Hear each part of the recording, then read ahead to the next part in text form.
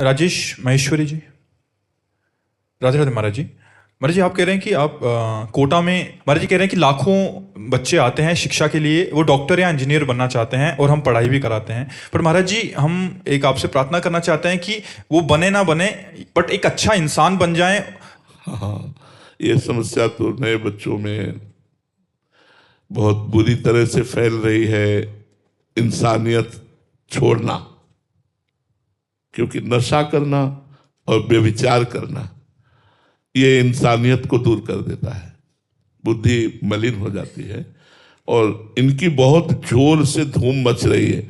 नए बच्चे, जवान बच्चे नशाखोरी में इनकी तरफ बढ़ रहे हैं और व्यभिचार तो खूब बढ़ ही रहा है। तो अगर भगवान की कृपा से इन दो पर अंकुश लग जाए, माता पिता, टीचर, गुरु, अध्यात्म गुरुओं के द्वारा हमारे समाज में यदि दो पर सुधार हो जाए, इसी से बहुत बड़ी हिंसाएं भी होती हैं।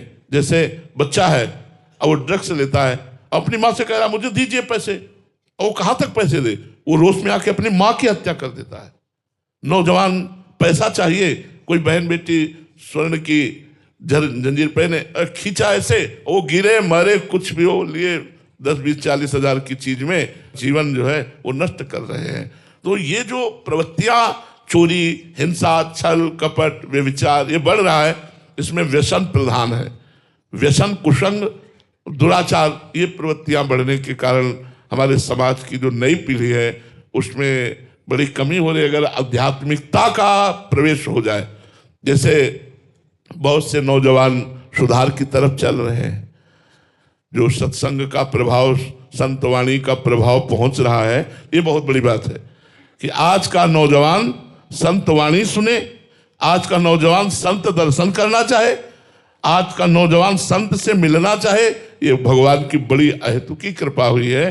तो अगर हमारे अध्यात्म गुरु संत जन और आधुनिक गुरु टीचर जन और माता पिता ये सब मिल करके बच्चों को ऐसी बुरी आदतों से बचाया जा सके तो समाज सुधर सके। बहुत सुंदर बात आपकी रही कि वो डॉक्टर या मास्टर बने न बने, एक अच्छे इंसान बन जाए, एक समाज में रहने लायक बन जाए। बहुत सुंदर बात कही। इसके लिए 3 प्रयास हैं। एक तो आपका प्रयास, एक माता पिता का प्रथम प्रयास, और फिर आध्यात्मिक गुरुओं का प्रयास। जो हमारे भारत के आध्यात्मिक गुरु हैं वो जा करके समाज में ये जागृति फैलावें कि भगवान के नाम, भगवान के धाम, भगवान का रूप, भगवान की लीला, भगवान के मार्ग में कितना सुख है। इन बुराइयों से, इन पापाचरणों से दुख की ही प्राप्ति होती है। तो धीरे धीरे प्रभाव पड़ेगा संतवाणी का और हमारा समाज सुधर जाएगा।